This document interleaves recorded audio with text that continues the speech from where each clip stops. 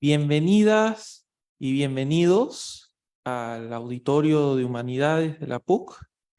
Estamos congregados esta mañana para conmemorar la vida y la obra del hermano y maestro Guillermo Dañino Ribato, quien recientemente nos dejó y, bueno, ha dejado un legado muy importante en el campo de los estudios chinos, a través del cual seguirá viviendo entre quienes seguimos con esta obra.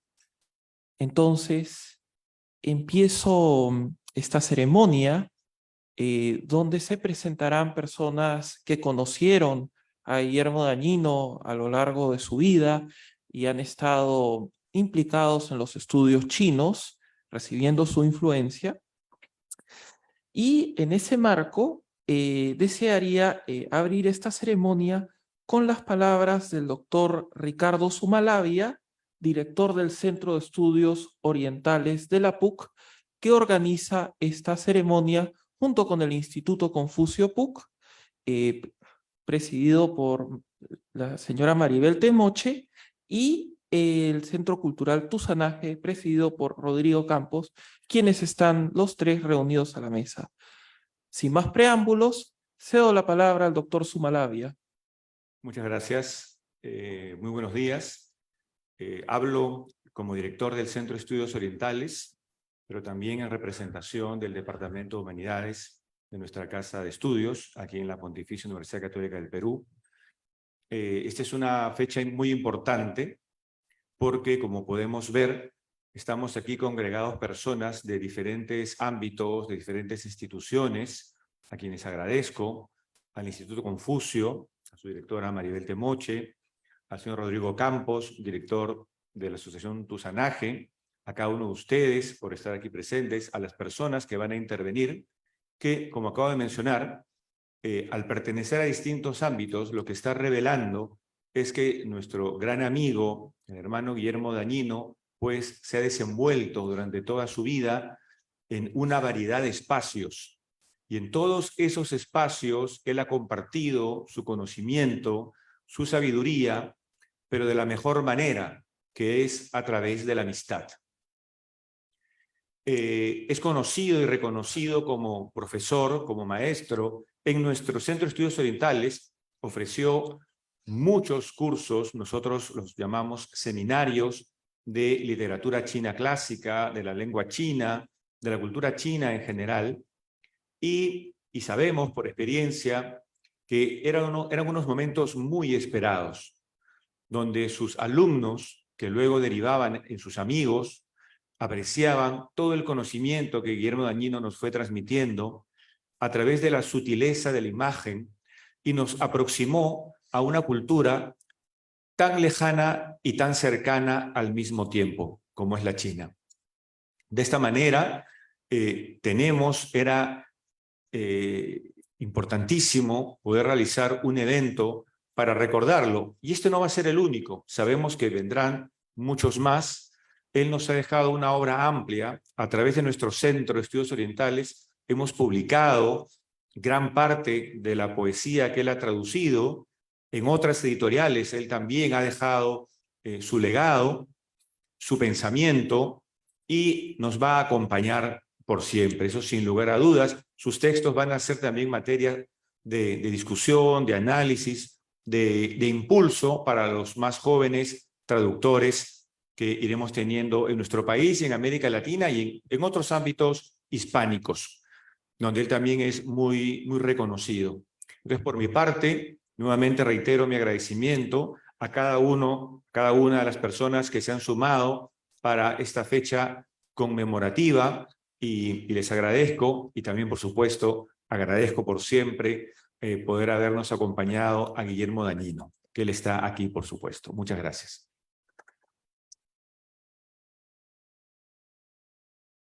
A continuación, tendremos las palabras de la señora Maribel Temoche, directora del Instituto Confucio PUC. Gracias. Buenos días con todos, con todas. Buenas noches en algunos lugares, porque este homenaje está siendo también transmitido por redes sociales.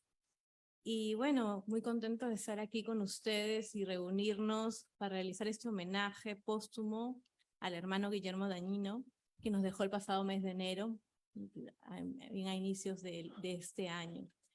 Y bueno, a veces muchos consideran la muerte como el fin del ser humano, ¿no?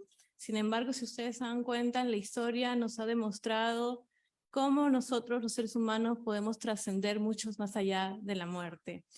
Y este es el caso de Guillermo Dañino, que a través de su extensa obra va a seguir trascendiendo con nosotros y vivirá y seguirá siendo presente a través de ella. Lamentamos realmente su fallecimiento.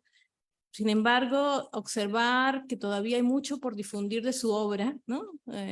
Nos puede reconfortar y tener todo eso en material publicado en estos años que dedicó a sus estudios sobre China y diferentes artes, nos reconforta de cierta manera. Desde nuestro Instituto Confucio Puc, institución que dirijo, también buscaremos seguir difundiendo la obra de Guillermo Dañino, ¿no? Es parte de nuestro compromiso en la difusión de la lengua y la cultura china. Y me alegra también saber que Guillermo Dañino también fue homenajeado en vida, ¿no? Siempre se dice, ¿por qué después de la muerte? ¿No? Guillermo fue homenajeado en vida hace unos años atrás también por iniciativa de Tusanaje y donde también el instituto estuvo presente.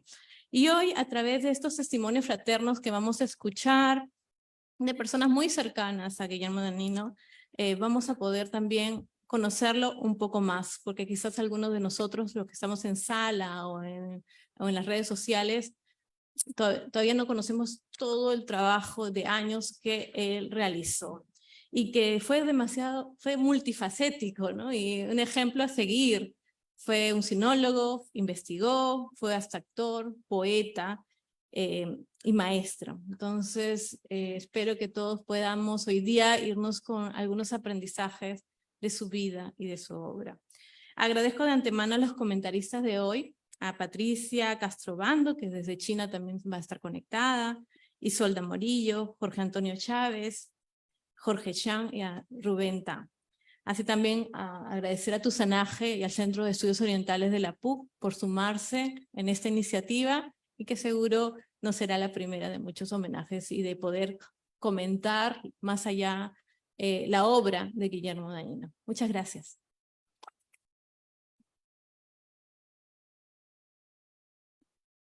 A continuación, tendremos las palabras del señor Rodrigo Campos, director del Centro Cultural Tusanaje. Buenos días. Es un gusto enorme y un honor poder estar compartiendo esta mesa con los representantes del Instituto Confucio y el Centro de Estudios Orientales y que una vez más coordinemos juntos, nos den la oportunidad de coordinar juntos algo de tanta relevancia como recordar la memoria del profesor Dañino, quien pertenece a ese grupo de personas que durante muchos años más seguirá impactando no solo a quienes lo conocieron directamente, sino a los que leyéndolo, siguiéndolo, seguimos sus pasos.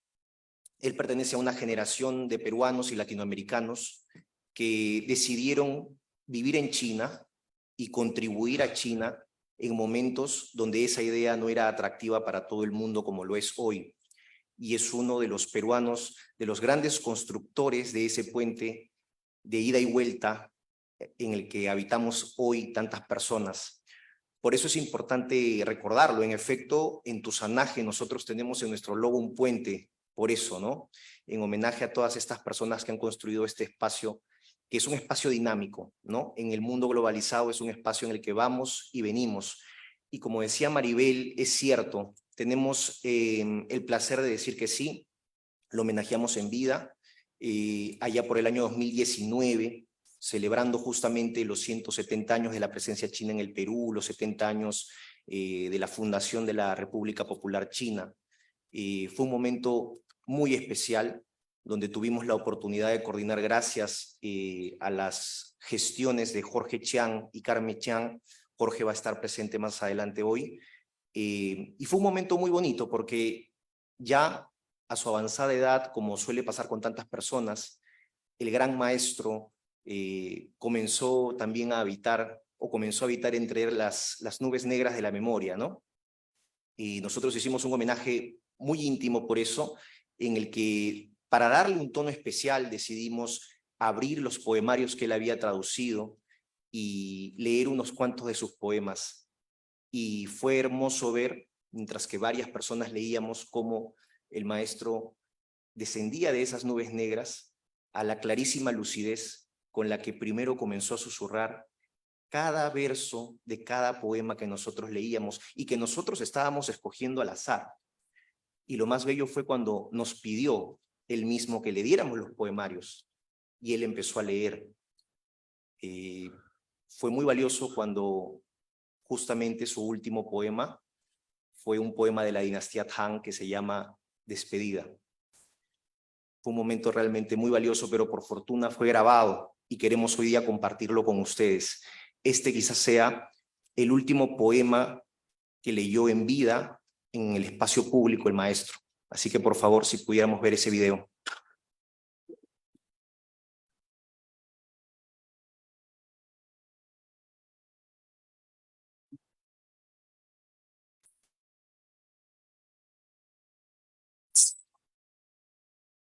El último poema es una despedida forzada de amigos. Ya, el título es Despedida. La taberna a orillas de la laguna acoge al poeta y a sus amigos. El aroma de las hierbas florecidas se sumerge en las copas de vino.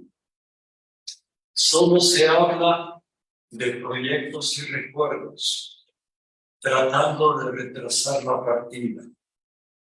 Pero los gallos que cantan la madrugada les recuerdan que pronto tendrán que separarse.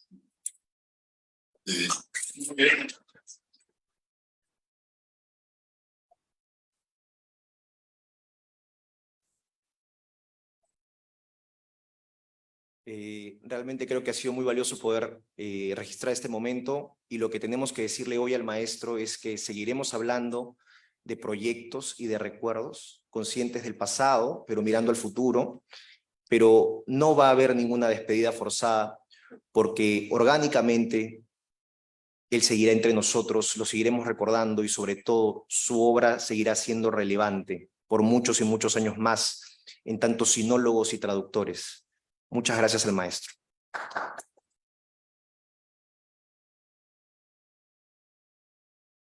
A continuación, tendremos las palabras del hermano Jorge Aguilar Reina, miembro de la Congregación de los Hermanos de la Salle.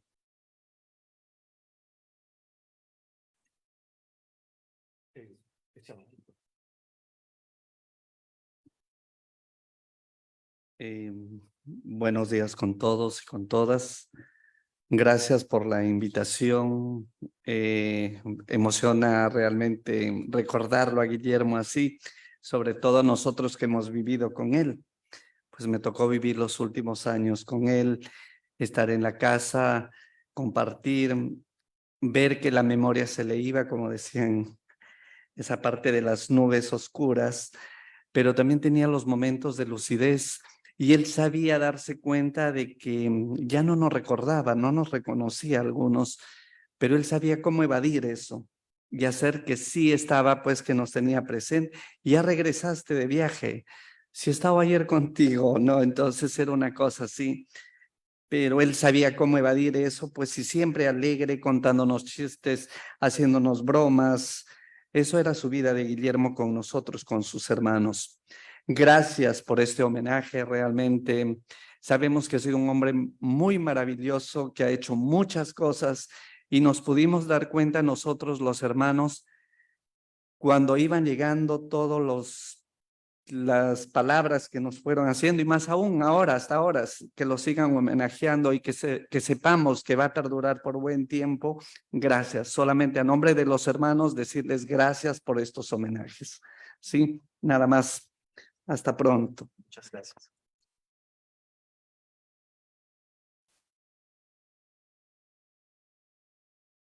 continuación, tendremos desde Beijing el testimonio de Patricia Castro Obando.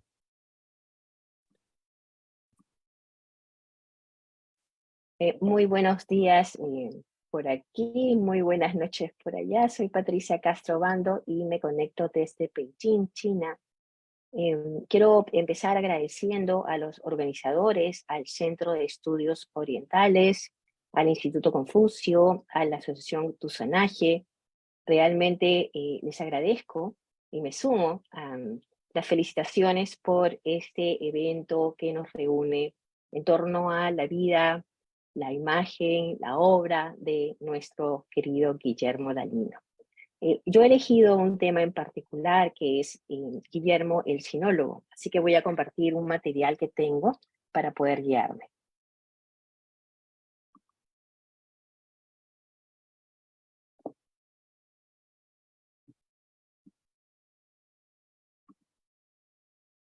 Y con ese material quiero abordar 4 puntos en particular, porque tengo entendido que tengo 20 minutos, ¿verdad? Entonces, Guillermo era puntual y le gustaba también la rigurosidad del tiempo, ¿no? Es algo que aprendemos cuando vivimos en China. Dedicaré entonces estos 20 minutos más o menos a el aspecto sinológico, Guillermo como sinólogo, a su obra, a su libro de memorias y finalmente una propuesta que empezamos a cocinar hace algunos años con Guillermo. En realidad yo se lo propuse y creo que hoy es el momento de compartirlo también con todos y todas en la sala. Empecemos entonces con sinología, porque cuando pensamos en Guillermo, pues lo primero que pensamos es en el Guillermo sinólogo, ¿verdad? Pero ¿qué define a la sinología y qué define a Guillermo como sinólogo, no? Guillermo decía que la base de un sinólogo era el idioma y la cultura para abordar los estudios chinos. No, muchas veces conversamos sobre este tema, ¿no? Sentía que la etiqueta de sinólogo pues era demasiado grande y también porque tenía un excelente humor, ¿no? Decía que hoy por hoy todo el mundo se llama sinólogo y sinóloga, ¿no? Yo tuve muchos reparos en utilizar ese título con Guillermo, pero bueno, esta es una condición para abordar los estudios chinos, ¿no? Si no se conoce el idioma chino, si no se tiene una base referencial en la cultura, entonces es muy complicado avanzar en esos estudios, ¿no? Esa es una primera condición que define también a Guillermo. Y un segundo punto que quiero aquí compartir, porque estamos en casa, ¿no? La Católica, nuestra casa, ha publicado 9 libros en el fondo editorial PUC como parte de 2 colecciones muy bellas, la colección Manantial Oculto y la colección Orientalia, ¿no? Del fondo editorial. La colección Manantial Oculto a cargo del profesor Ricardo Silva Santiesteban y la colección Orientalia a cargo del profesor Ricardo Sumalabia. Y quiero también mencionar aquí al profesor Ricardo González Vigil, con quien Guillermo dictó su primer curso, que no tenía que ver con China, pero que él lo recordaba muchísimo, ¿no?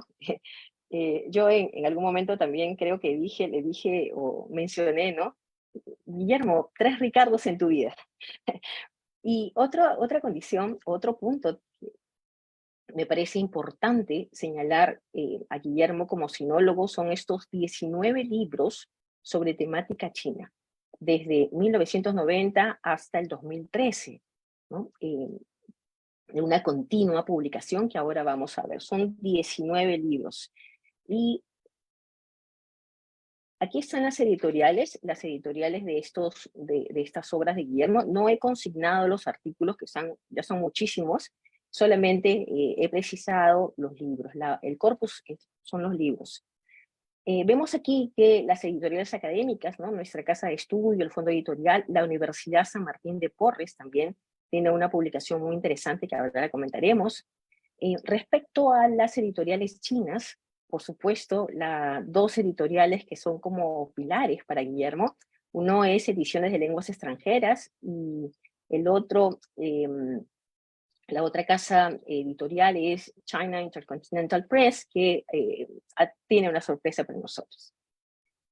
Pero además también hay otras dos conjuntos de editoriales, las institucionales y las comerciales, ¿no? Dentro de las institucionales tenemos a Petroperú en sus ediciones Copé, a Filarmonía también. Guillermo tenía un cariño muy especial por Filarmonía, ¿no? La Asociación Editorial Estela, de los hermanos lasallistas, el Taller de Artes Gráfica del Centro Educativo Particular Peruano Chino 10 de octubre. Y dentro de las comerciales, bueno, empezó con La Brusa, una editorial muy pequeña, una joya ese primer libro, ¿no? Que también ahora comentaré. La editorial Hiperión, las editoriales Alfaguara y Grupo Santillana, lo que publicaron juntos, y Lluvia Editores, y por supuesto la editorial Bruño, que era otra editorial que Guillermo también tenía cierta predilección. Ya voy a decir por qué. Abajo he puesto una ficha, y es la ficha con la que aparece su libro dentro de la biblioteca de nuestra universidad, que es Puente de Porcelana, Poemas, Guillermo Dañino, Perú, Lima, Perú, SN 2000. No sé si han notado que hay un detalle aquí. No tiene editorial. Y este es el libro de Guillermo. Me refiero, que es Puente de Porcelana, donde está precisamente el último poema de despedida. No es un poema de la dinastía Han, es un poema de Guillermo. Todo este poemario es de Guillermo, son poemas de Guillermo, inspirados en China, inspirados en el amor, inspirados en su vida. Es un libro magnífico. Pero siempre me preguntaba, ¿no?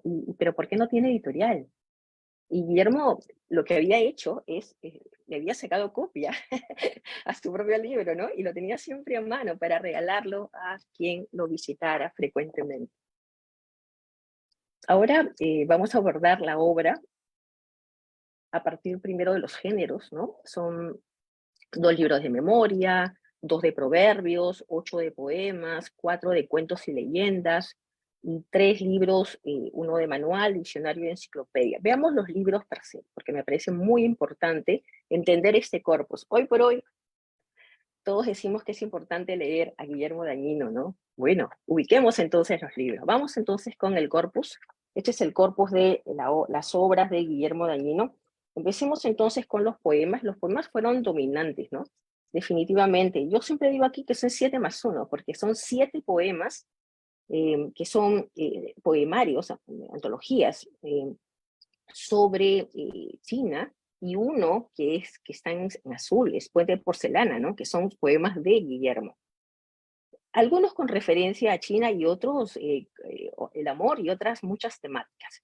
Bueno, veamos simplemente el corpus de poemas, ¿no? Que aquí queda claro que la predilección de Guillermo por este género, la poesía clásica china. Empieza con La Pagoda Blanca, ¿no? 100 poemas de la dinastía Tang. Yo siempre sentía que Guillermo que siempre quería abarcarlo todo, ¿no? 100 poemas, ¿no? Un primer libro con 100 poemas de la dinastía Tang, ¿no? Fruto de sus traducciones.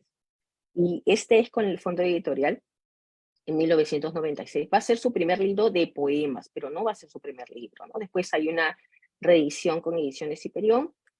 Continúa con Manantial del Vino, que es poemas de Edipo. Y a partir de aquí van a haber una secuencia, porque va a empezar a dedicar los libros, los poemarios, a sus poetas favoritos, ¿no? Si se dan cuenta, tiene esta antología sobre Edipo, después de Zhang Kejiu, después tiene Ba Yui, más abajo Tu Fu, más abajo Wang Wei, y por supuesto no podía faltar Han Yongning. Y todos estos poetas, ¿no? Son personajes que no solamente diestros en la poesía, sino son verdaderas personalidades, ¿no? Con vidas sumamente interesantes, incluso díscolos. Les gustaba beber mucho el vino, empezando por Li Bai o Li Po, en fin, hay muchas anécdotas. Entonces, yo siento que a Guillermo le atraía también los personajes, ¿no? Y a partir de estos personajes, ¿no? La obra, y a partir de la obra, los personajes, ¿no? Algo que iba nutriendo sus traducciones. Veamos cuentos y leyendas. En Cuentos y Leyendas tiene 4 libros principales, ¿no? Primero, Cuentos Chinos, en 1999, es el primer libro de cuentos chinos que tiene 1 y 2, ¿no? Tomo 1 y tomo 2 con Lluvia Editores. Después está este libro muy lindo, La Danza de las Cometas, 40 cuentos chinos, ¿no? Como digo, Guillermo quería siempre abarcar todo lo que podía, ¿no? Todo lo que estaba en sus manos, 40 cuentos chinos. Y después viene este libro que yo siempre lo recomiendo para niños, que es 20 cuentos chinos y un dragón amarillo. Guillermo le tenía mucho cariño a este libro, ¿no? Porque era un libro pensado para niños, ¿no? Y finalmente este último, Leyendas del Lago del Oeste, ¿no? Que también ha tenido bastantes reediciones. Es un libro precioso, verdaderamente, y sus últimas ediciones incluso en español y en inglés. Respecto a Memorias, él empieza todo este corpus, lo primero que va a escribir va a ser desde China, un país fascinante y misterioso. En 1990, con Editorial La Brusa, apenas regresa al Perú.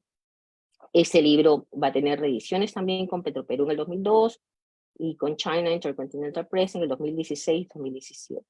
Y un segundo libro de memorias, que es otro libro que es una joya muy interesante para los que les gusta el cine y lo audiovisual, es ¿Y ahora quién soy yo? Experiencias de un actor peruano en China. Y este es con la Universidad San Martín de Porres. Respecto a proverbios, ¿no? Tiene 2 libros de proverbios, El abanico de otoño, proverbios chinos, que eso lo hace muy temprano, en 1993, al inicio prácticamente de su trabajo literario dedicado a China. Y después el otro libro, el segundo, es maravilloso, La abeja diligente, 1000 proverbios chinos, 1000 proverbios chinos. Yo siempre remarcaba eso con Guillermo, ¿no? ¿Cuánto has traducido? He traducido 500, tengo 500 fichas. ¿Y tú cuánto has traducido? Ah, yo voy en la quinta. Y eso, bueno. Y respecto a manuales de diccionarios y enciclopedia, bueno, él empieza con Esculpiendo Dragones, también con nuestro fondo editorial en el 96. Este es un libro de literatura, es un manual de literatura clásica china, muy interesante, muy linda, que yo la uso mucho en mis cursos. Después, Diccionario Bruño Español-Chino, Avancemos 1 y Avancemos 2. Y también este diccionario yo lo recomiendo siempre para las personas que recién se inician en el chino.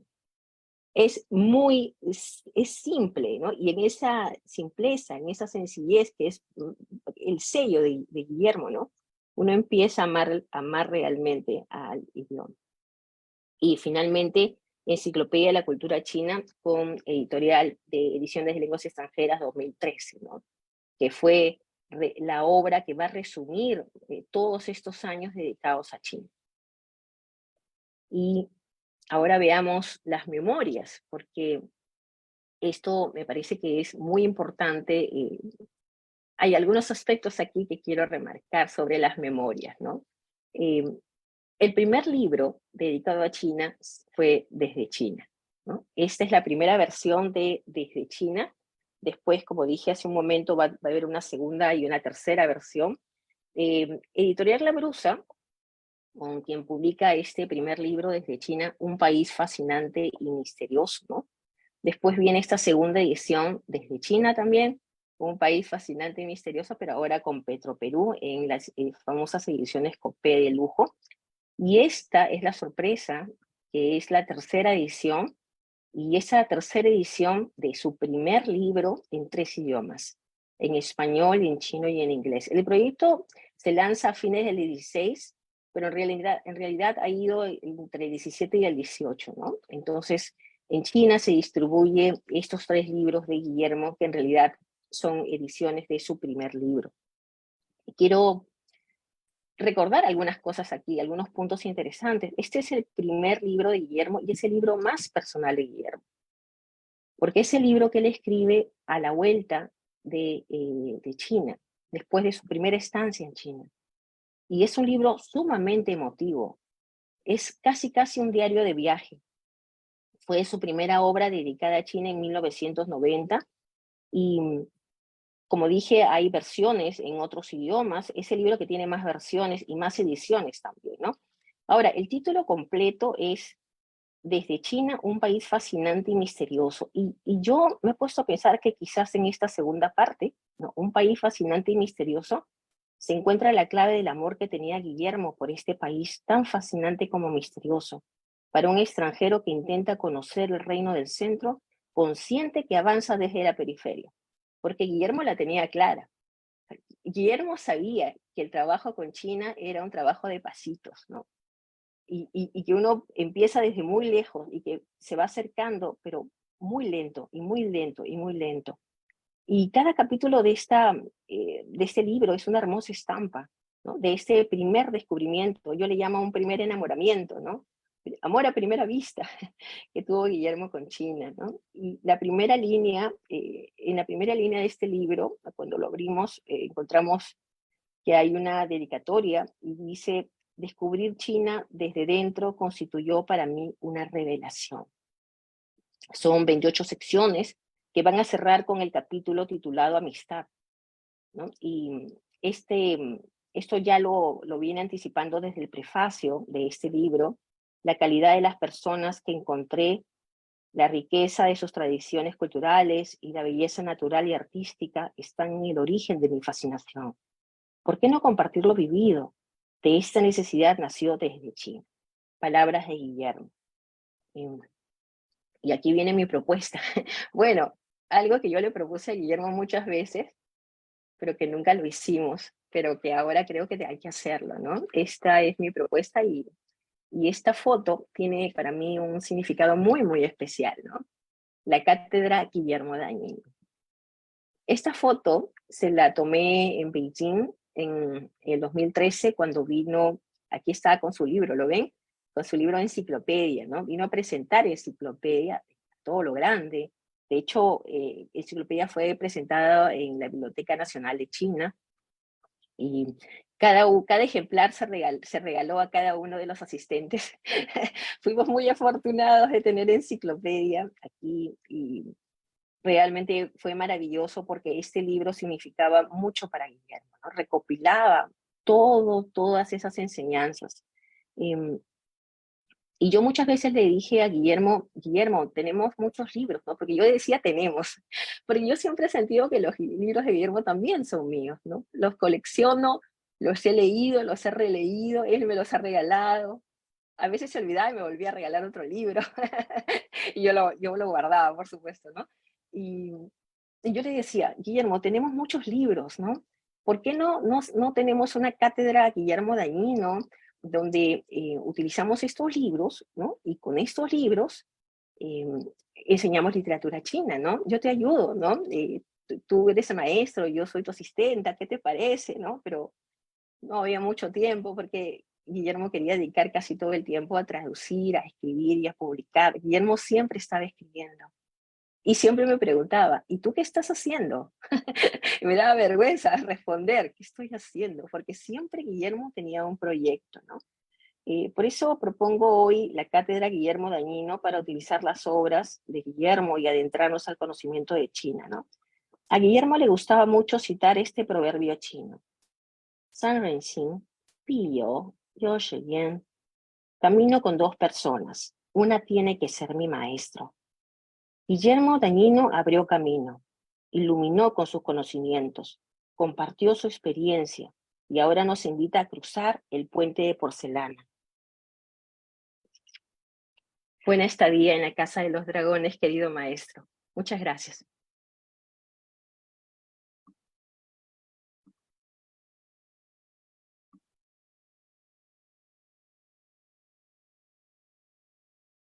Tras este emotivo testimonio de la señora Patricia Castro, seguimos con el testimonio de la señora Isolda Morillo.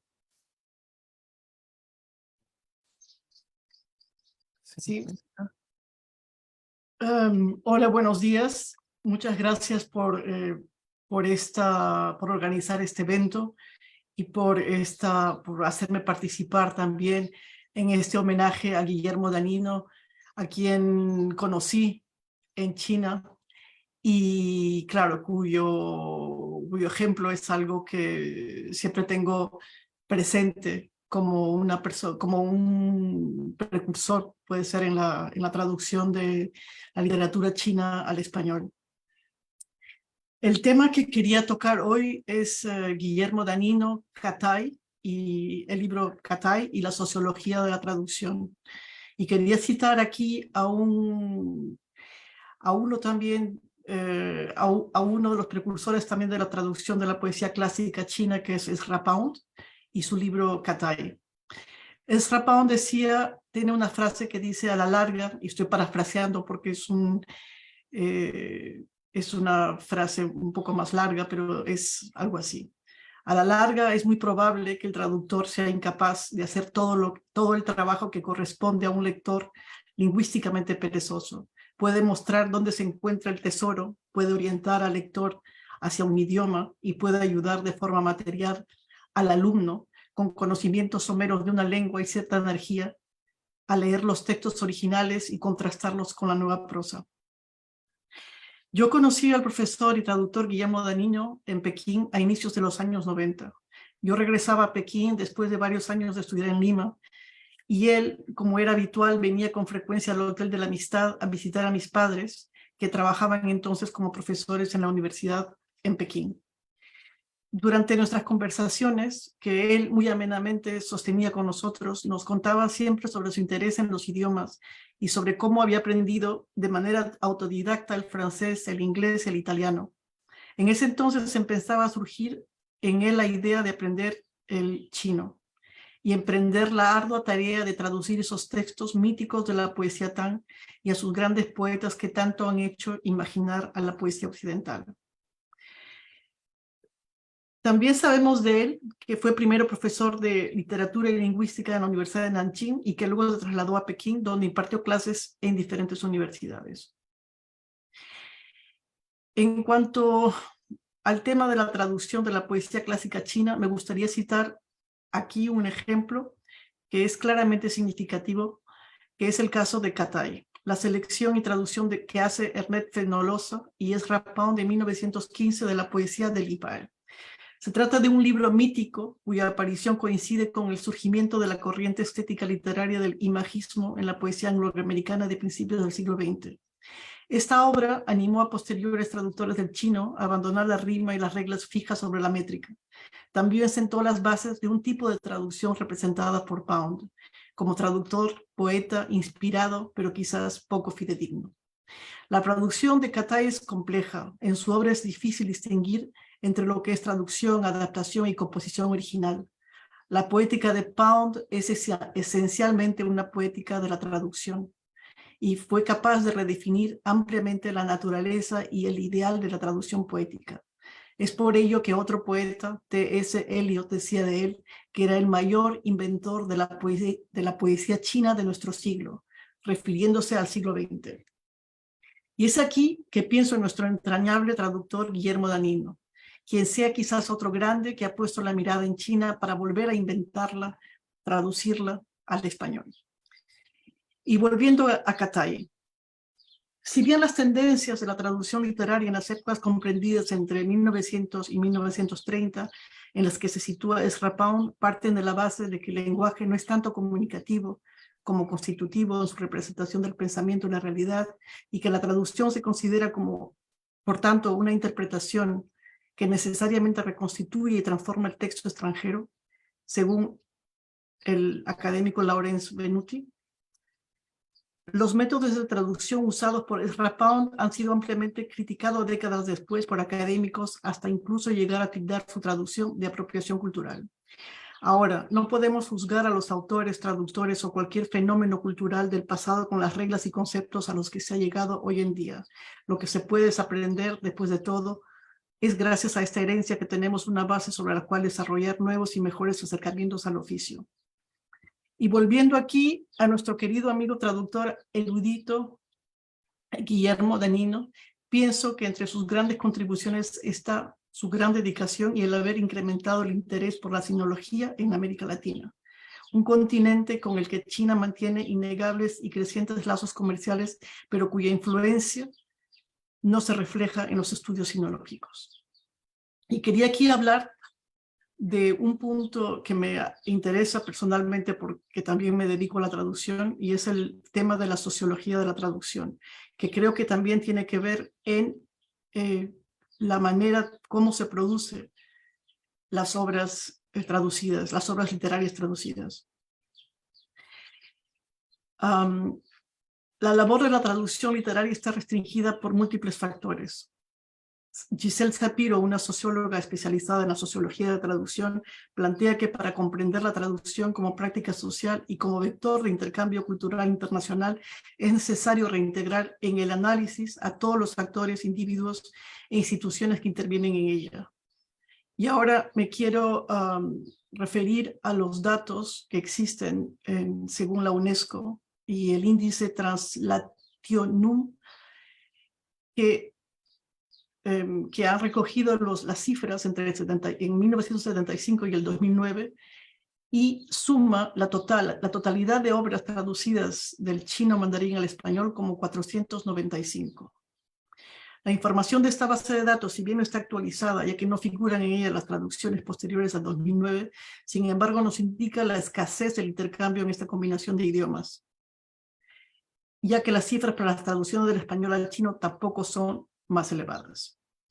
Teniendo en cuenta que la República Popular China es en la actualidad el principal socio comercial de una gran mayoría de países latinoamericanos, constatamos que en realidad ese intercambio no es reflejado en una más amplia comprensión cultural mutua.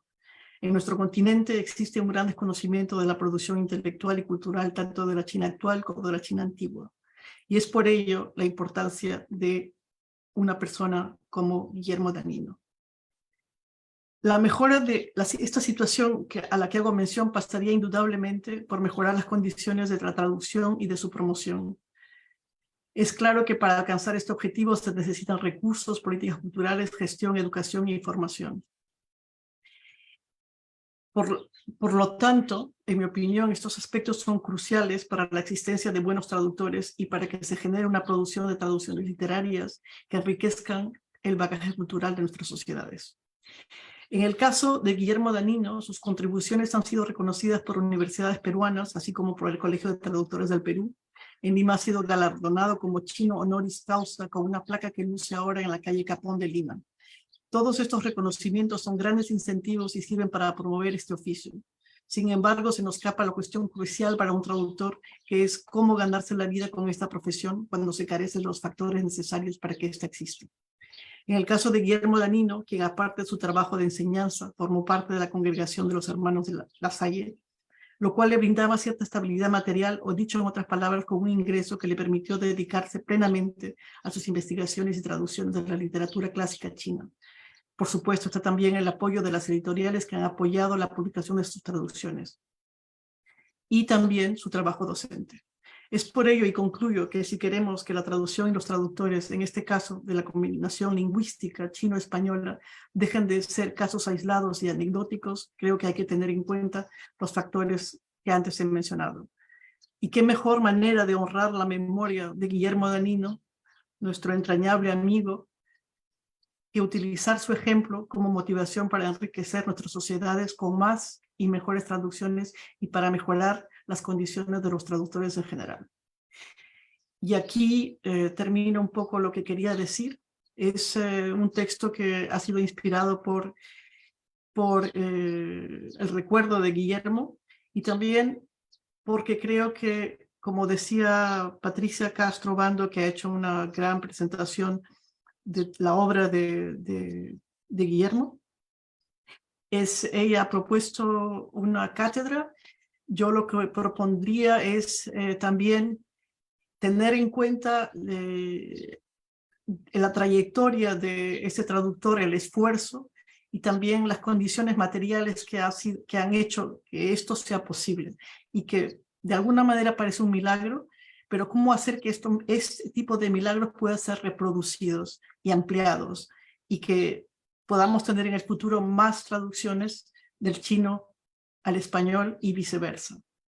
Muchas gracias.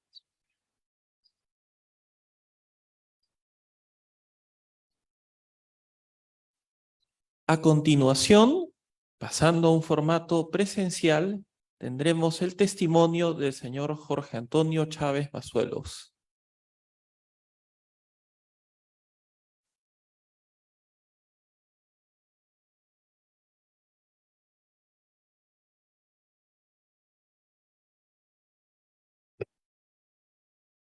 Buenos días.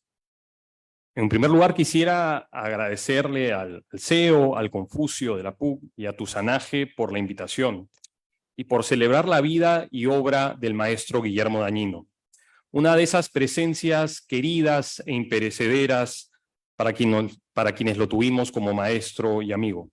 Guillermo fue un hombre poliédrico que tuvo muchas facetas en su vida, como hermano Lasalle, religioso, como escritor, como poeta, como docente, como actor y como un entrañable amigo, cuya valía intelectual y personal era directamente proporcional a su humildad y a su gracia.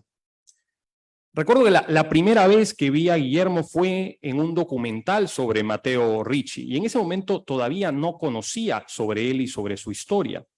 Fue unos años después que tuve la oportunidad de encontrar un reportaje sobre él en una revista y su historia me pareció fascinante, ¿no? Para un joven adolescente que estaba fascinado por el mundo chino, encontrar la historia de este hermano Lasalle que a los 50 años tuvo la oportunidad de ir a China, que recibió la visita de un funcionario de la Embajada de China en el año 79, que lo fue a visitar para proponerle viajar al país del centro como docente. Y tenemos que pensar qué imágenes pueden haber corrido en la mente de Guillermo cuando se le hizo esa propuesta. Estamos hablando del año 79, el proceso de reforma y apertura que había lanzado Deng Xiaoping había comenzado en el año 78, y habían, por supuesto, muchas imágenes en el imaginario popular de los intelectuales con respecto a lo que había sido la revolución cultural en China del 66 al 76, que fue un periodo muy duro. China comenzaba a abrir sus fronteras, la muralla china comenzaba a caer y China comenzaba a abrir los brazos al mundo exterior. Y en ese proceso, evidentemente, los intelectuales y los docentes jugaban un papel muy importante. Entonces, cuando yo escuchaba, porque Guillermo me contó esta anécdota, ¿no? Me imaginaba al funcionario de la embajada china haciéndole esta propuesta a Guillermo y él me contaba que la taza de té que tenía en su mano temblaba porque era una cuestión absolutamente inesperada, pero fue un reto que igual Guillermo abrazó. Y me imaginé también a Guillermo llegando a Nanjing, comenzando a andar en esa larga marcha de la sinología, ¿no? Y como dije, pues siendo un adolescente interesado por el mundo chino, pues la historia de Guillermo me inspiró en gran medida a buscar una oportunidad para vivir y para estudiar en China. Y poco antes de partir a Beijing con una beca del gobierno chino para estudiar en la Universidad de Lengua y Cultura, llegué a conocer al maestro Dañino en persona. Y Guillermo me dio una serie de consejos, me pidió que por favor le escribiera cuando estuviera allá, me dijo que estuviéramos en contacto para encontrarnos allá. Y realmente yo ya tenía una visa de estudiante, mis documentos de la beca estaban en orden, tenía un boleto aéreo, pero realmente sentí que las puertas de China realmente se abrían para mí cuando Guillermo me dijo esas palabras y me dio esos consejos, ¿no? Y en mi experiencia china, las palabras, consejos y sabiduría de Guillermo fueron importantísimas, ¿no? Como les digo, era un joven de menos de 20 años, era mi primera experiencia viviendo en el extranjero, lejos de mi familia, lejos de todas mis certezas, lejos de todo lo que conocía y amaba. Y recuerdo que en uno de esos días en que estaba pensando si siquiera regresar al Perú, en donde había dejado a medias mi carrera de Derecho, decidí escribirle a Guillermo para contarle sobre los retos de mi proceso de adaptación. Y recuerdo las palabras que Guillermo me escribió en un correo. Querido Jorge Antonio, deseo que aproveches esta oportunidad de aprender con entusiasmo y sin tirar la esponja nunca. No hay que pensar en lo que falta, que es siempre enorme, sino en lo que se puede aprender hoy. Y un día te sorprenderás porque sabes hablar, leer y cantar. Se refería al chino. Y tengo que decir que aprendí todo menos a cantar. Y esas palabras me quedaron grabadas en el alma y fueron una brújula que me condujo por los mares de mi experiencia en China, con los días semanas y meses que vinieron, me di cuenta que Guillermo tenía razón. Mientras que los caracteres chinos comenzaban a cobrar sentido, la gran muralla que me separaba de China se convertía en un puente que me uniría a ella de manera irreversible. Y creo que algo que hizo a Guillermo un gran maestro fue su constante afán por aprender, su capacidad de sentirse también un estudiante abierto a obtener conocimiento de los demás. Guillermo siempre repetía y practicaba la frase que dijo Patricia hace unos momentos de Confucio, ¿no? Cuando 3 personas caminamos, uno debe ser mi maestro. Guillermo era absolutamente consciente que nadie sabe lo suficiente como para no tener algo que aprender o sabe tan poco como para no tener algo que enseñar. Guillermo también, algo que me pareció fascinante es que esa capacidad que tuvo para los 50 años de mostrar que no era tarde para nacer a una nueva vida, para que otra patria nazca dentro de nosotros, que no era tarde para descubrir una nueva pasión que se convierta en la brújula de nuestra vida. Guillermo hablaba de China como su tierra amarilla, con el mismo amor que se habla de una madre. Y hay que entender que esto tiene un valor, porque evidentemente China es la representación de la lejanía en nuestra cultura. Cuando decimos que no entendemos algo, solemos decir que está en chino. Cuando decimos que algo es lejano, decimos que debe estar por la China. Cuando decimos que hay una verdad, decimos que es verdad hasta en la China. Entonces, es una idea de lejanía que está muy construida en nuestro imaginario. Pero, sin embargo, Guillermo supo aproximarse a esta lejanía y construir un puente hacia la otra orilla. Guillermo supo entender que cuando uno tiene la voluntad de aprender, de cerca nadie es tan diferente. Siempre tendremos algo que nos acerque.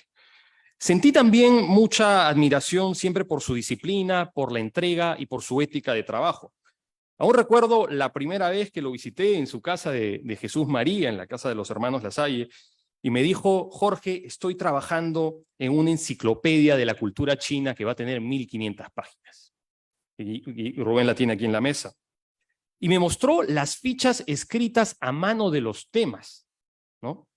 Y me contó que escribía, cada uno es un tema por día, ¿no? Por ello, cuando unos años después tuve la oportunidad de estar en Beijing, en la librería de estudios, en la librería de lenguas extranjeras de Wang Fujing, y me encontré con ese libro, me corrieron unas lágrimas por las mejillas, porque me puse a pensar en cómo esas fichas que el maestro redactaba con tanta disciplina y con tanto amor cada día, se habían convertido en una obra que sería una obra de referencia para los sinólogos y para la comunidad interesada en el mundo chino.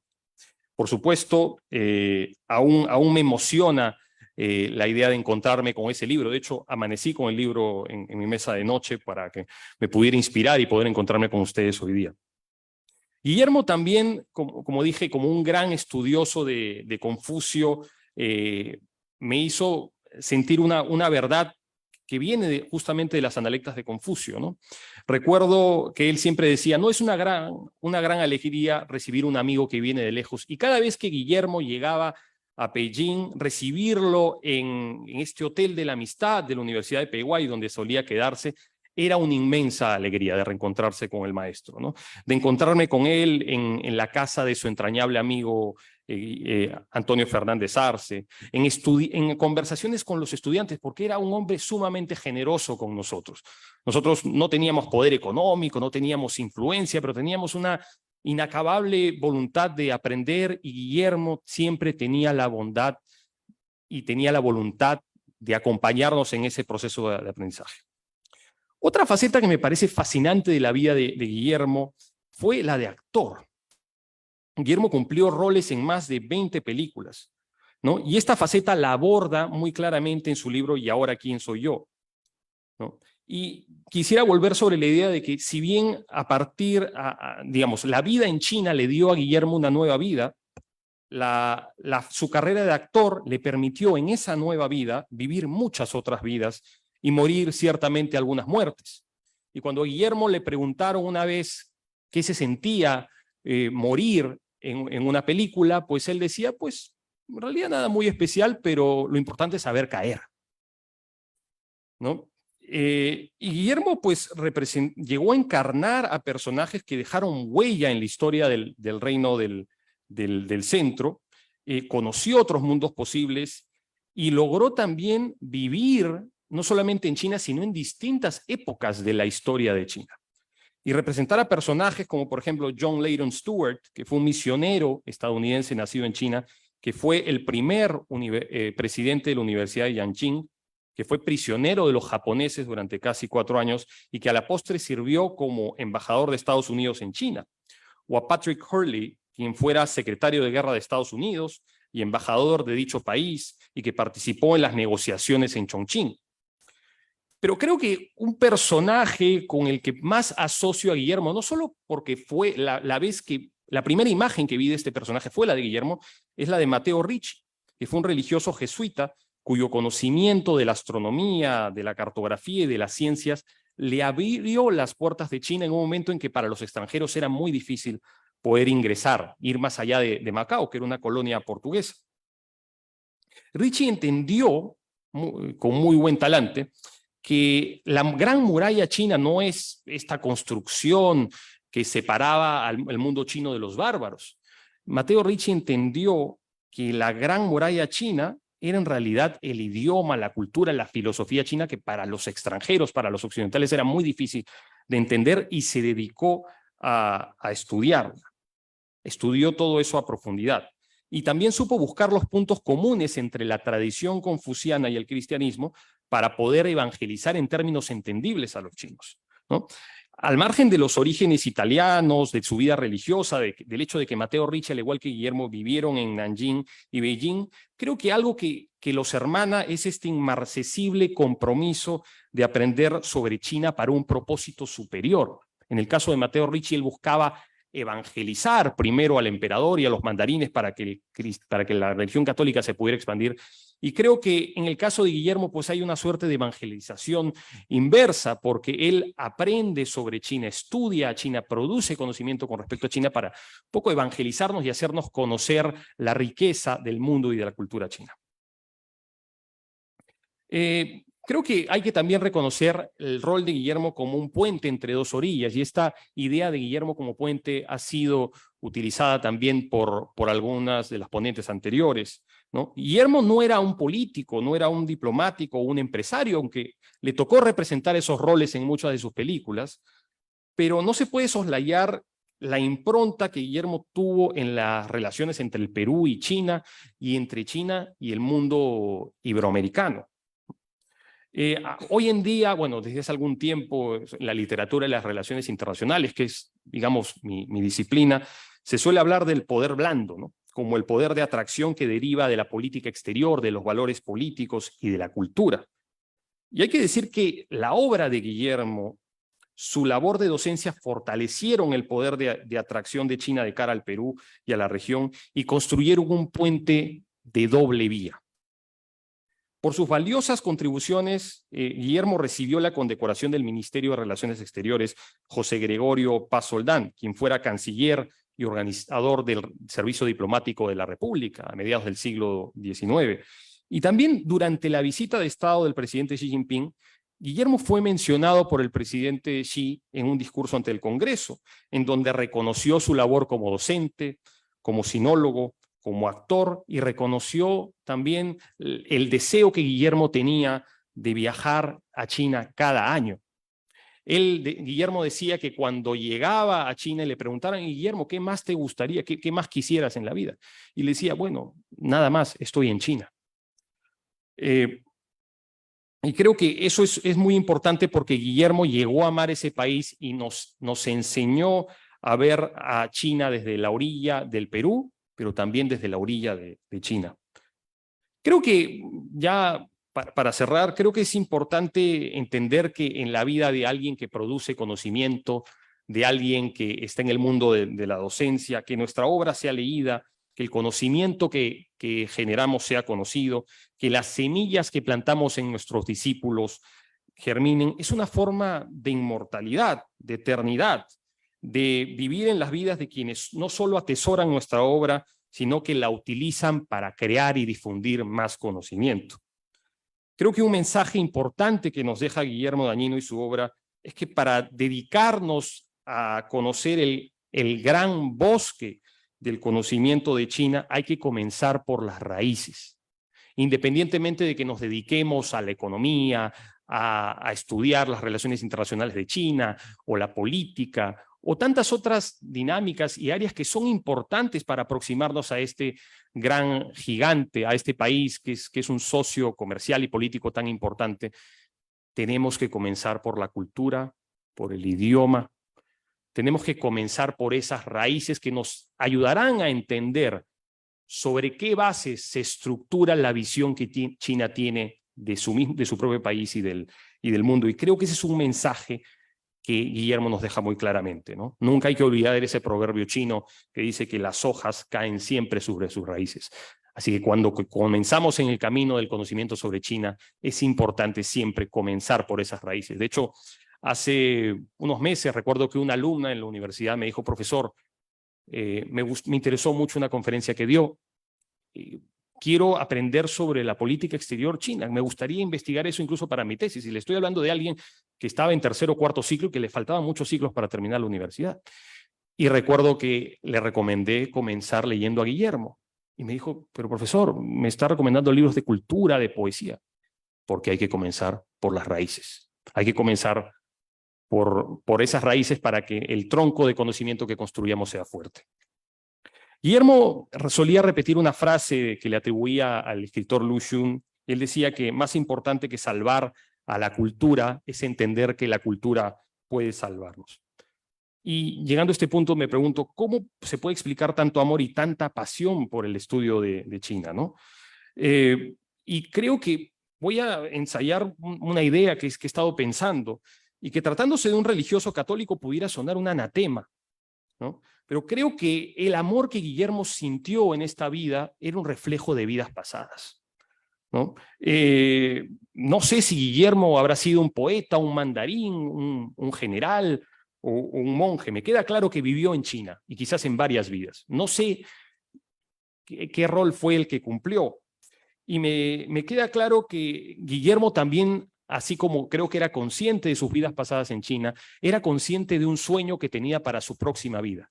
Quería nacer en China para poder aprender el idioma y la cultura china desde mucho más temprana edad, ¿no? Desde los 50 años, para poder producir más conocimiento, para poder inspirar a más personas, para poder difundir esa cultura que tanto amaba. Esa cultura china, ese corpus de conocimiento, se convirtió en una nueva patria viva para él y por eso él deseaba volver a China para nacer ahí en su próxima vida. Y pues no sé si ese anhelo se pueda cumplir, espero se cumpla, pero si se cumple, el único deseo que yo pudiera tener de cara a esa próxima vida, que también me gustaría compartir con Guillermo, es que pueda volver a ser mi maestro y que pueda volver a ser mi amigo. Muchas gracias.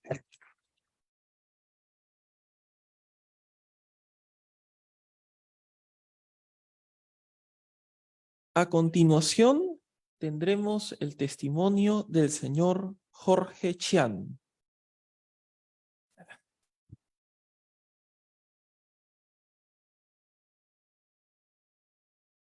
Bueno, buenos días con todos. En primer lugar, agradecer a la Asociación Tutanaje, al Centro de Estudios Orientales, el Instituto Confucio de esta universidad, por haberme ofrecido, escogido para presentarles a ustedes una charla sobre Guillermo Dañino, ¿no?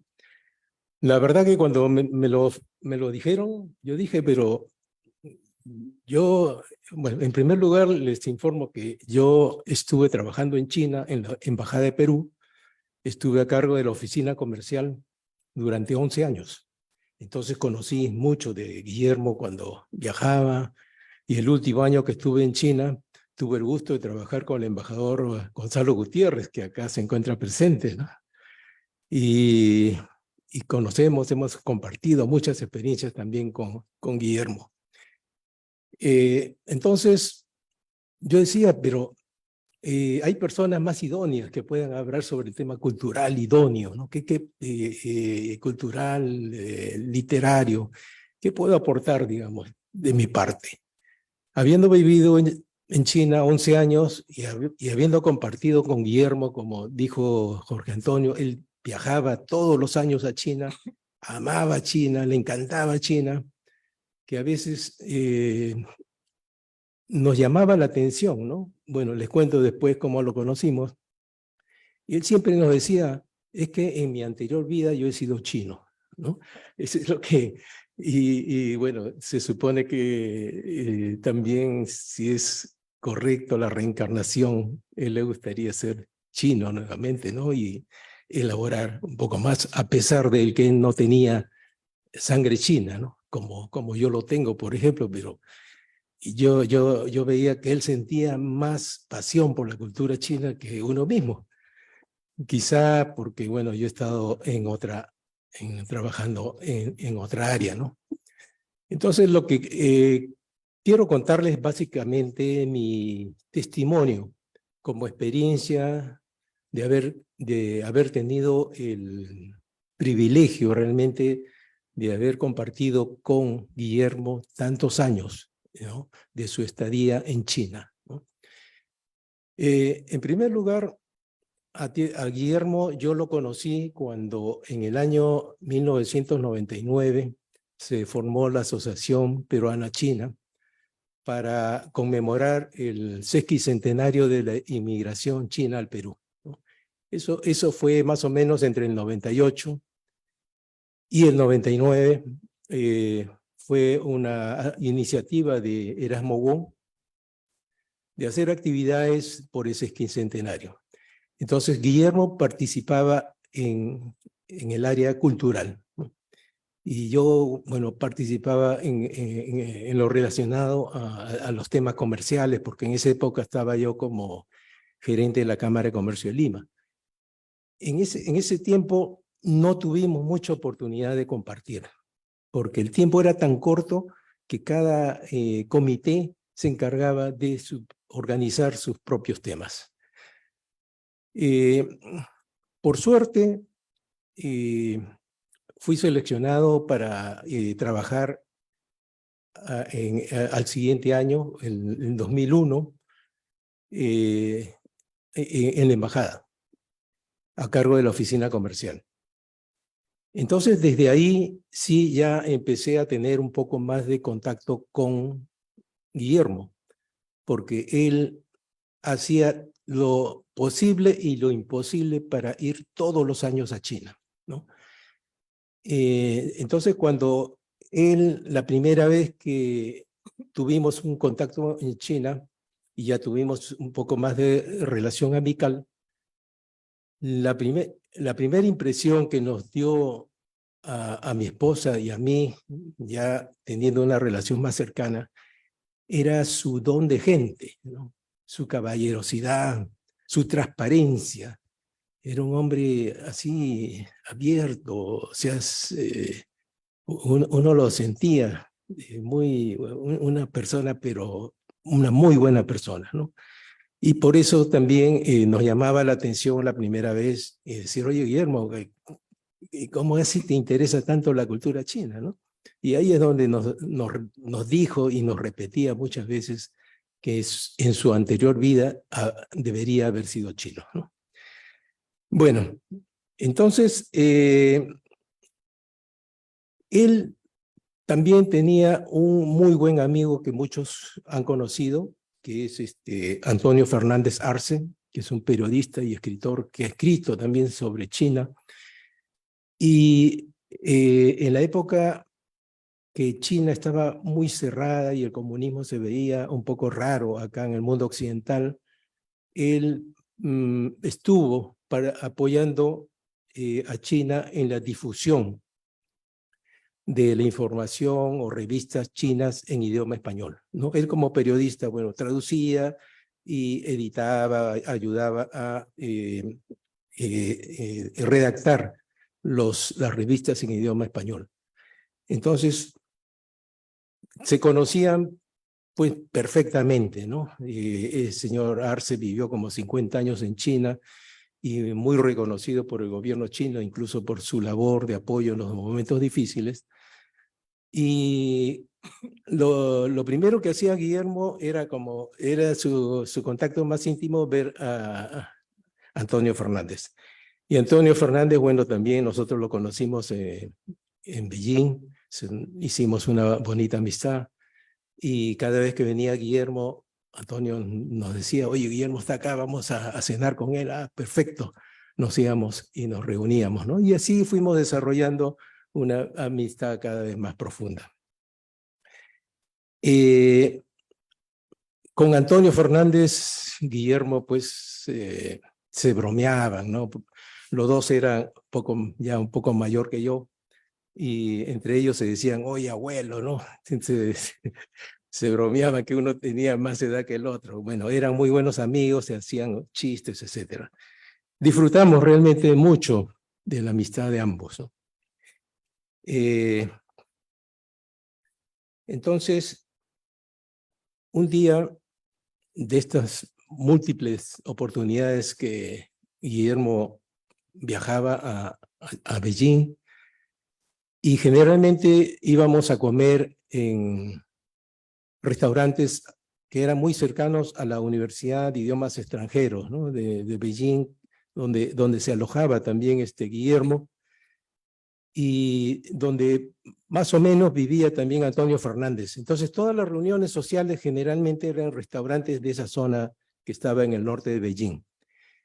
Y un día, para variar, le dijimos a Guillermo, vamos a cenar en otro lugar, ¿no? Te invitamos ahí a un restaurante en la zona de Sanlitun. En Sanlitun, pues, está la Embajada de Perú y una serie de embajadas, ¿no? Y la zona de restaurantes y de vida nocturna, digamos, está cerca de esa zona de embajada, se llama Sanlitun. Entonces Guillermo nos dijo, ¿a qué hora? Bueno, pues será más o menos 8 de la noche. Uy, no, a esa hora yo ya me estoy preparando casi a dormir. Para él era un poco tarde, ¿no? Además, nunca he estado en la zona, en la calle de los bares, porque esa zona se llamaba calle de los bares, ¿no? Era una zona de vida nocturna. Pero no es una zona roja, ¿no? Es una zona solamente de restaurantes y bares, donde se desarrollaba la vida nocturna y los extranjeros íbamos a hacer vida social, ¿no? Ahí. Y él nos decía, oye, pero a mí me van a malograr, porque yo estoy 30 años viniendo 30 años en China y no conozco la calle de los bares. Y realmente fue una experiencia. Fuimos a un restaurante así italiano, no fuimos muy tarde, 8 de la noche, conoció. Era su primera experiencia, ¿no? Increíble, 30 años, una persona tan sana, digamos, pensaba que la calle de los bares era una zona media roja, ¿no? Bueno, los que han conocido la calle de los bares tienen la información de que ya las clausuraron este año. Ya no existe la calle de los bares. Bueno, la zona de vida nocturna habrá pasado a otra zona, ¿no? Entonces, también otra anécdota muy simpática que tuvimos con él fue que en mi departamento mi esposa era muy entusiasta para reunir a la comunidad peruana en Beijing, ¿no? Y una vez tuvimos una reunión con toda la comunidad peruana que estaba presente en ese momento.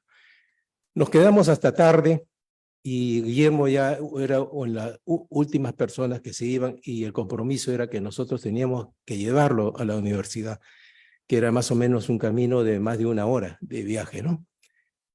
Pero ocurre que ese día llovió a cántaros en Beijing. Nunca había visto yo en 11 años una lluvia de ese tipo. Con mayor razón, bueno, había que llevarlo a Guillermo. Salimos en el auto y mi esposa estaba manejando. Si yo estuviera manejando, quizás no lo hubiera hecho. Pasó por un charco y ¡bum!, se apagó el motor, ¿no? ¿Qué pasó? Que al pasar el charco, el agua cayó pues en la parte eléctrica y se apagó. Quisimos arrancar y no arrancaba. toda la parte de bobina, toda esa parte eléctrica se había mojado. Mientras tanto, había que esperar que seque un poquito para poder arrancar, de acuerdo a mi poca experiencia mecánica, ¿no? Entonces, esperando, no cesaba de llover, llovía a cántaro. Y mi esposa decía, uy, acá nos vamos a ahogar. Yo le decía, ¿cómo nos vamos a ahogar? El agua, pues imagínate, para ahogarnos va a tener que llegar a 1 metro, ¿no? O 2 metros de agua. Sin embargo, yo veía los carros vecinos y el agua subía. Yo digo, esto pues nunca va a pasar el nivel de la rueda, ¿no? Imposible, pues tendría que llover no sé cómo, más que lo que está lloviendo en el norte para que llegue pues a nivel de la rueda. Y sin embargo, para mi sorpresa, el agua siguió subiendo y llegó a penetrar al interior del vehículo, ¿no? Entonces, ¿qué había pasado? Que en el camino era como una hondonada, no era plano. Si hubiera sido plano, no hubiera habido ningún problema. Era como una pequeña hondonada, entonces el agua se fue acumulando y se fue llenando y se inundó prácticamente el auto. Entonces volteamos a ver qué pasaba con Guillermo, no vaya a ser que se haya ahogado, ¿no? Y Guillermo se había sacado los zapatos y lo vimos exprimiendo sus medias, ¿no? Se le había mojado las medias. Finalmente, ya cuando amainó un poco el agua y pudo secar solo un poco el motor, ya arrancó y salimos. Pero ya le dijimos a Guillermo, mira, son las 2 de la mañana, estás con las medias mojadas, la ropa, bueno, te vas a mojar la ropa si salimos del auto así, mejor vamos al departamento, te damos ropa seca y duermes y mañana ya te regresas a la universidad. Ah, ya, perfecto, entonces fuimos. Y efectivamente, ya como los departamentos tienen calefacción, ya se sintió un poco más cómodo con las medias secas que le prestamos. Además teníamos una cama para los huéspedes y nos fuimos a dormir. Al día siguiente nos despertamos y ya no estaba Guillermo. ¿Qué pasó, Guillermo? Nos dejó una notita y diciendo que para no despertarnos, él ya se había ido por su cuenta a la universidad, ¿no? Esas delicadezas que tenía Guillermo, ¿no? Por eso quería contárselo. Esa calidad humana que tenía Guillermo, sí. Bueno, son tantas anécdotas realmente que puedo contarles como experiencia, como testimonio, ¿no? Un día también lo llevamos a Guillermo al aeropuerto porque tenía que regresar a Perú y mi esposa le había ofrecido ají de gallina, ¿no? Al estilo peruano, porque él extrañaba, pues, encontrar ají de gallina en Beijing, imposible, ¿no? Al estilo peruano, por lo menos. Entonces, él aceptó, pero por A o B motivos de cosas que tenía que hacer, no pudo ir a la casa. Entonces, mi esposa dijo, bueno, está preparado, vamos a llevarlo, ¿no? Llegamos al aeropuerto, en el hall de espera, mi esposa le saca el tupper y le dice a Guillermo, acá está tu ají de gallina. Entonces él dijo, uy, primera vez en mi vida que como ají de gallina en un aeropuerto. No, entonces, bueno, tenía eso también, mi esposa lo quería bastante, ¿no? Ahora, ya de regreso a Perú en el año 2012, cada vez que podíamos seguíamos visitando a Guillermo. Vivía pues en la residencia de los hermanos de La Salle, acá en Lima, y nos alegramos cada vez que podíamos salir con él o participar en eventos a veces de la embajada china, que él también lo invitaba, ¿no? Ahora, su salud se fue deteriorando poco a poco. Ya los años pasan y pasan factura, ¿no? Entonces, el año 2019, entre los amigos que estábamos en Lima y que los conocíamos, pensamos hacerle un homenaje, ¿no?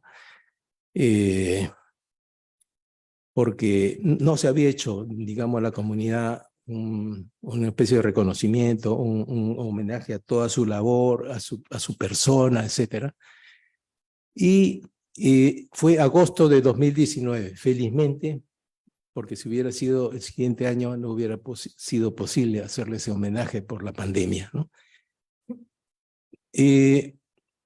Participamos los amigos más cercanos, tanto de Tusanaje, tanto de la Centro Cultural Peruano-Chino, la Cancillería y diferentes amigos e instituciones, ¿no?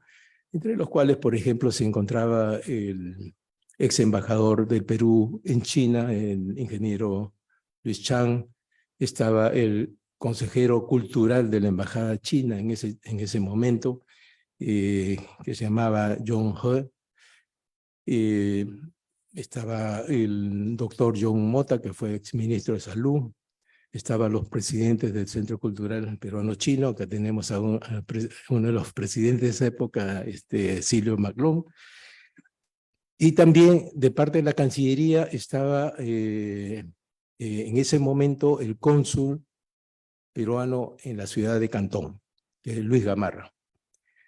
Entonces, fue una reunión muy bonita en la cual yo tengo una fotito ahí, no la vemos, pero ya Guillermo estaba bastante demacrado, pero él lo disfrutó. Sintió la amistad que teníamos con él, el cariño que teníamos con él. Incluso algunos de los presentes recitaron algunos de sus poemas y él en su emoción también se puso él mismo a recitar uno de sus poemas, ¿no? Fue una reunión realmente muy, muy bonita, muy emotiva, muy amical, y él estuvo contento y feliz, rodeado de todos sus amigos que lo estimaban y lo querían, y le expresaron pues su importante aporte cultural que él ha realizado entre el Perú y China. Entonces, ya vino la pandemia, hemos estado casi 3 años aislados, lamentablemente ya no lo pudimos ver, falleció en ese periodo. De todas maneras, nos quedamos con los muy gratos, en nuestro caso, y muchos de ustedes, los muy gratos recuerdos que hemos vivido y experimentado con él, ¿no? Y hemos sentido pues su siempre sincera y transparente amistad. Y conocido su cariño por China, prácticamente como su país adoptivo, ¿no? Aparte del Perú. Muchas gracias.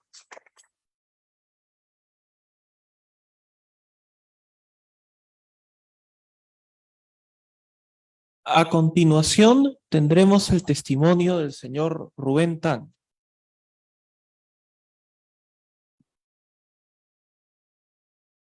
Bien, muy buenas tardes. En primer lugar, quisiera agradecer al Instituto Confucio de la Universidad Católica, al Centro de Estudios Orientales y al Centro Cultural Tusanaje por esta gentil invitación para participar en este homenaje póstumo a nuestro gran amigo Guillermo Daniño, ¿no?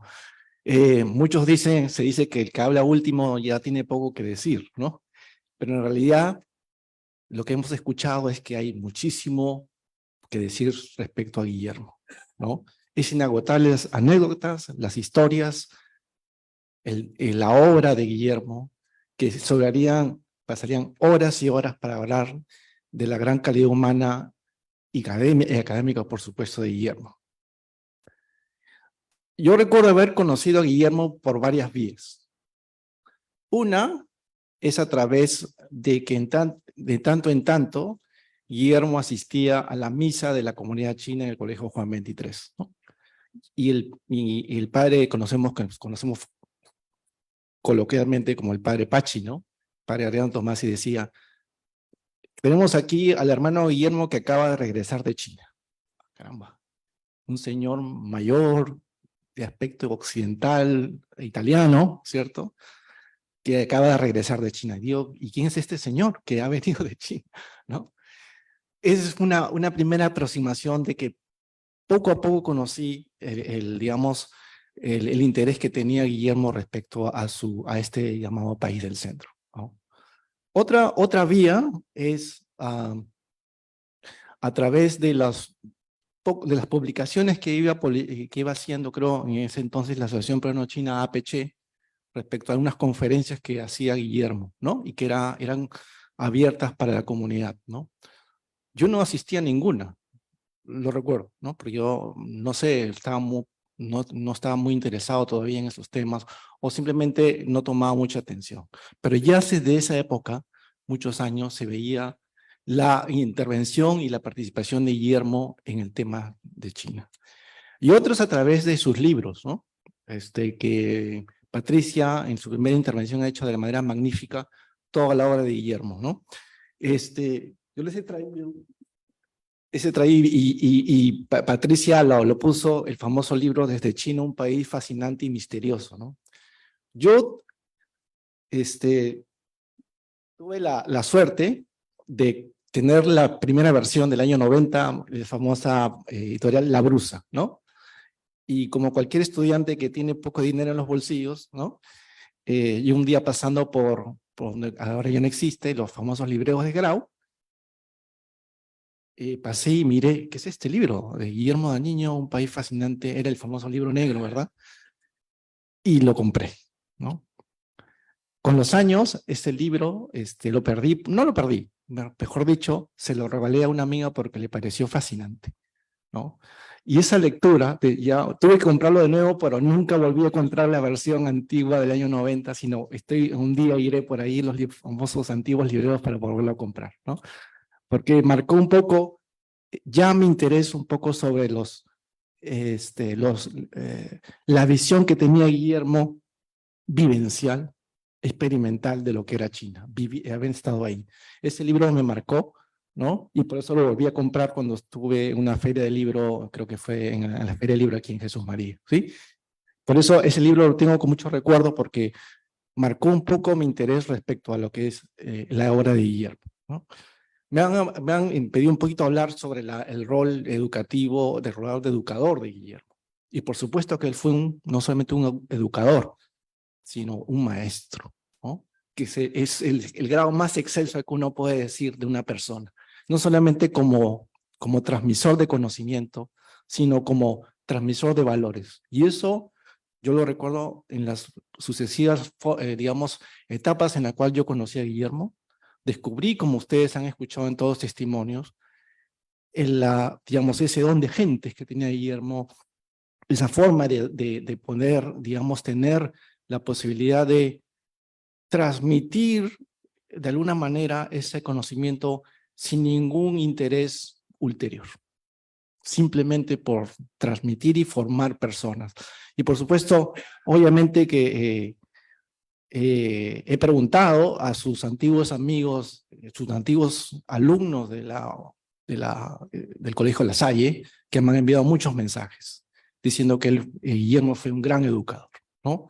Me imagino que me han pedido mucho sus alumnos que les transmita ese agradecimiento a Guillermo por la forma como él transmitió su rol de educador aquí en el Perú. También, como dijo también Isolda, obviamente que hemos hablado su proceso de enseñanza del español y lingüística en Beijing Taoyuan, en la Universidad de Pekín, o Nanjing Taoyuan, la Universidad de Nanjing, ¿no? En esa universidad, por supuesto, él marcó también durante sus muchos años en China su calidad como profesor, ¿no? Universitario, ¿no? Y por supuesto, voy a hablar posteriormente sobre la forma como él enseñaba, porque para mí también fue muy, muy interesante. Y por último, último canal por el cual empecé a conocer a Guillermo fue a través de los cursos del Centro de Estudios Orientales, ¿no? Estamos hablando de los años 90, yo era un estudiante de Derecho que que de tanto en tanto pasaba de la facultad a llevar cursos en el Centro de Estudios Orientales, ¿no? Y eso va marcando un poco, y Guillermo fue mi profesor de unos dos cursos, ¿no? Recuerdo mucho digamos, su gran interés, su gran capacidad y su gran conocimiento sobre China. 4 canales que uno va descubriendo, 4 canales que va uno descubriendo una persona, pero todavía no lo conocía personalmente, ¿no? No, o sea, tener intimidad como amigo y como maestro fue posteriormente. Y en ese sentido, yo quiero mencionar en primer lugar su aporte de Guillermo a la enseñanza de los estudios chinos, ¿no? Como educador. Me tocó en el año 2006-2007 ser coordinador y después profesor en el diploma de estudios chinos, diploma de estudios asiáticos, mención en estudios chinos, organizado por el Centro de Estudios Orientales y la Facultad de Letras y Ciencias Humanas de nuestra universidad. Guillermo fue profesor de un curso que se llama Historia Cultural de la China, ¿no? Para la época era un poco riesgoso abrir ese tipo de diplomados, porque todavía no era un gran interés que ahora probablemente tengan un mayor atractivo.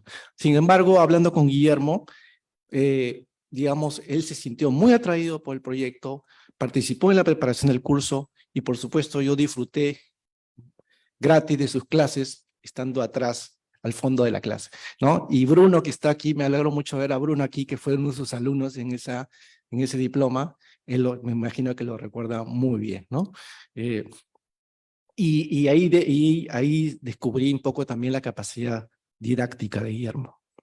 Otra colaboración en el ámbito, digamos, académico o como profesor, justamente está en el año 2008, a partir de la creación del Instituto Confucio. Una anécdota que tengo, Guillermo, es que cuando empezamos este proyecto del 2008, la universidad nos dio una pequeña caseta para empezar el trabajo de preparación y yo imprimí una hoja que decía el logo del Instituto Confucio.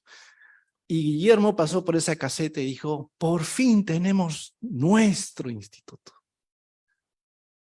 Esa forma de hacer suyo las cosas buenas de los demás, eso es lo que yo recordaré mucho de Guillermo, ¿no? La alegría de las cosas que le pasen a los demás, ¿no? Nuestro instituto, nuestro proyecto, nuestro libro, ¿no? Eso para mí fue y sobre todo, como se ha mencionado también, con una alegría desbordante, porque por fin teníamos aquí en la universidad, en el Perú, una institución que difundiera ampliamente la lengua y la cultura china en exclusiva, ¿no? No como parte de otro proyecto, sino como algo exclusivamente dedicado a este tema. Guillermo estaba sumamente feliz, ¿no? Por eso. Durante estos años, a partir del 2009 en adelante, Guillermo colaboró activamente en las actividades del Instituto Confucio a través de conferencias. También fue parte, por supuesto, en la parte fundamental en la creación del Círculo de Estudios Chinos, que es sección de literatura, ¿no? Donde él dio la cátedra inicial, ¿no? Como se recordará nuestros amigos aquí, Guillermo y nuestros amigos que están aquí, ¿no? Siempre tuvo un contacto permanente con el Instituto Confucio, obviamente con el Centro de Estudios Orientales de tantos años, pero él veía que eso era una forma, un canal más para difundir algo que él lo tenía como un sueño, ¿no? Como algo parte integral de su vida. Y el profesor Ricardo González Vigil menciona en un reciente artículo respecto a la capacidad de Guillermo, ¿no? O la vida de Guillermo, y textualmente dice lo siguiente: comprobé las excepcionales cualidades pedagógicas de Guillermo: claridad expositiva, dominio de la cuestión, entusiasmo que confiere la vida a la información erudita y de modo especial gracia para elegir datos y anécdotas que con su toque humorístico vuelven amena y atractiva una exposición. Escuchar a Guillermo era un verdadero placer, ¿no? Uno se enamoraba de sus clases, de su gran conocimiento del tema y sobre todo uno demostraba su gran pasión por el tema, ¿no? Y por eso contagia, ¿no? a mí, a todas las personas que estamos aquí en esta mesa o las personas que están aquí, que nos acompañan esta mañana tarde, eso atrae. Eso, un maestro por eso crea discípulos, ¿no? Yo me siento muy honrado de ser, no sé si llamarme discípulo, pero con mucha admiración de Guillermo por todo lo que hizo en esta vida y de su dedicación por China. Como dijeron también, yo lo voy a mencionar nuevamente, el famoso, digamos, dicho de Confucio, dice, por supuesto, si camino con dos personas, es preciso que entre ellas se encuentre un maestro, ¿no? Dice el maestro Confucio, ¿no? Y eso demuestra, en primer lugar, una disposición, primero, de apertura. En segundo lugar, una actitud humilde de aprendizaje. En tercer lugar, un reconocimiento de un hecho importante de las relaciones humanas, que todos tenemos que aprender y que lo que importa es saber recibir, ¿no? Y eso es muy importante porque a partir de estas enseñanzas de Guillermo se ha descrito toda su innumerable obra, es que él lo dio todo sin recibir, sin pedir nada a cambio, ¿no? Él dice en una entrevista recién, bueno, con motivo de la publicación, con motivo de su publicación de la Enciclopedia China, dice él en una entrevista al Diario del Comercio: en los tiempos modernos hay un gran desapego al aprendizaje que no sea rentable. Y todo lo demás que puede ser cultural, por ejemplo, ya no interesa. Pues eso, ¿no? Como dijo también personas que me han antecedido, hay que buscar formas, financiamientos para poder seguir difundiendo este tipo de cosas que para algunos no es rentable, pero sí, como dijo también Jorge, forman a la persona, y sobre todo en el caso de los temas chinos, sea la relación que se establezca, sea comercial, político, cultural, el conocimiento de la lengua y la cultura es fundamental. A partir de esa base fuerte, uno puede conocer y establecer mejores conexiones con el país del centro, con China. Y en cuanto también como su rol como educador, yo tengo muchos de sus libros de Guillermo, ya sea porque los compré o porque él mismo me los regaló donde esas visitas que hice a la famosa casa de Mariátegui, ¿no? Ahí en Jesús María. Es que si ustedes analizan la obra, ven los libros de Guillermo, todos están escritos y diseñados con una calidad excepcional, con anexos, digamos, de dibujos, gráficos, el diseño, las carátulas, todo está perfectamente diseñado, ¿no? Y eso demuestra un poco que hay que hacer las cosas bien, ¿no? Hay que hacerlo de la manera mejor posible. Y también atractivo para la vista. Y todos los libros, como por ejemplo Manantial de Vino, en fin, o Esculpiendo Dragones, son muestras de la atracción y de lo atractivo que eran los libros de Guillermo, y que son los libros de Guillermo. Ya un poco para... yo, por supuesto, recuerdo en una anécdota cuando iba a su casa, conversábamos muchísimo, es que yo les agradezco, por ejemplo, a los hermanos de La Salle por haber guardado un presupuesto para el transporte de Guillermo, entre otras cosas, ¿no? Porque como decimos, él lo daba todo, pero en el interior él sabía que, digamos, lo más importante era difundir, ¿no? Y por eso él decía, bueno, ya el hermano Jorge nos ha contado esa anécdota, pero a veces él sentía un poco de, no insatisfacción, no sé si molestia, pero un poco de decir, bueno, me invitan a todas partes, pero no me dan ni un mango, ¿no? ¿No?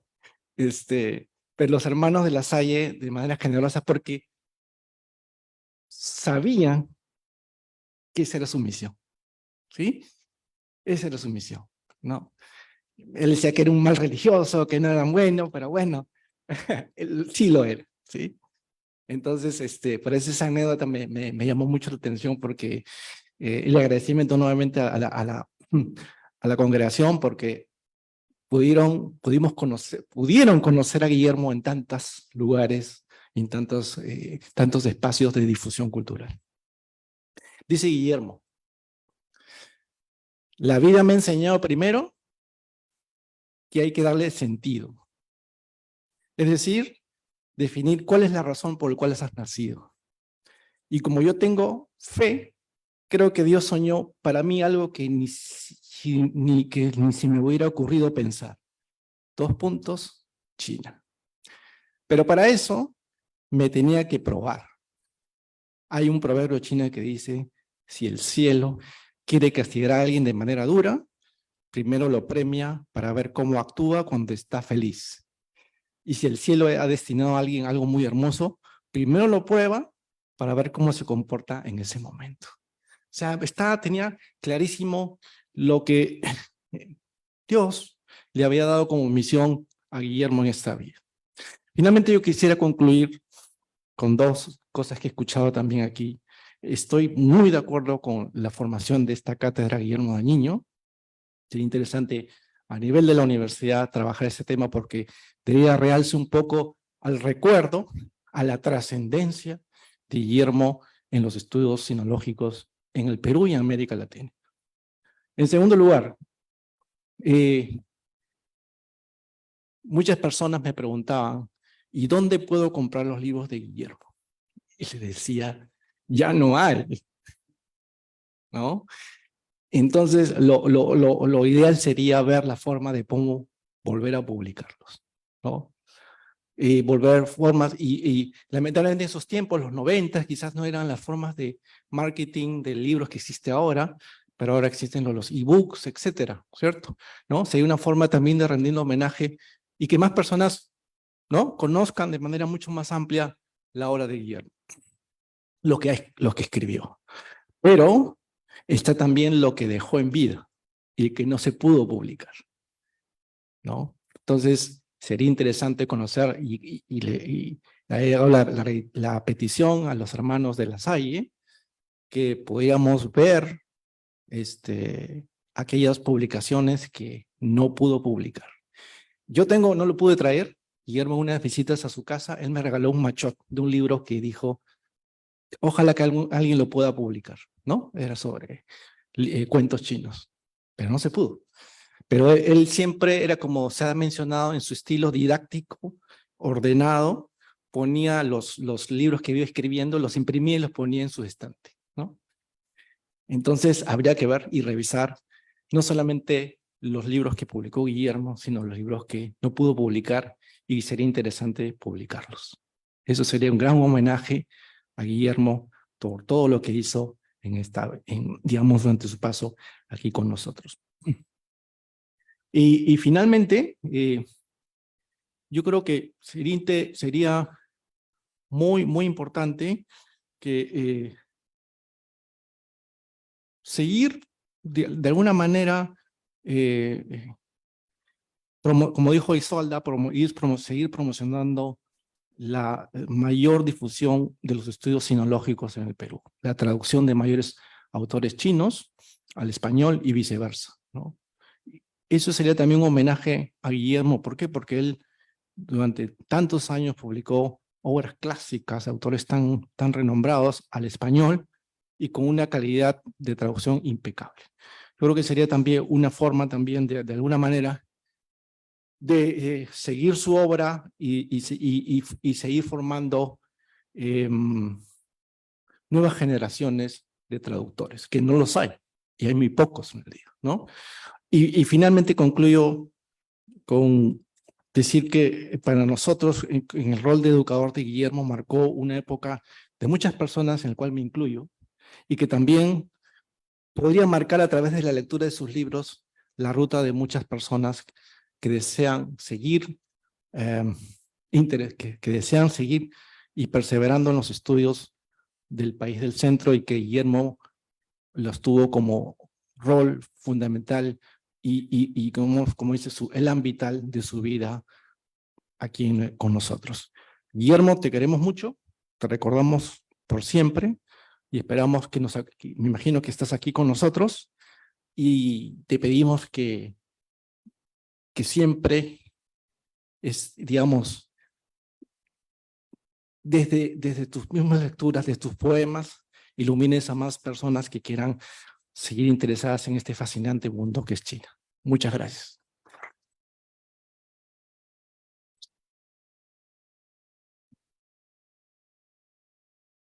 Muchas gracias a todas y todos por su asistencia y atención. Hemos visto una serie de testimonios de personas que conocieron en vida a Guillermo Dañino y podemos ver que fue una persona muy versátil, como un caleidoscopio. De alguna manera se puede decir que en sus 90 años de vida vivió muchas vidas y a la vez. Y de alguna manera sigue aquí entre nosotros por su legado intelectual y por la inspiración que nos ha dado para seguir adelante en la larga senda de los estudios chinos. Sin más, agradezco nuevamente la participación de todas y todos en este sentido homenaje al maestro Dañino.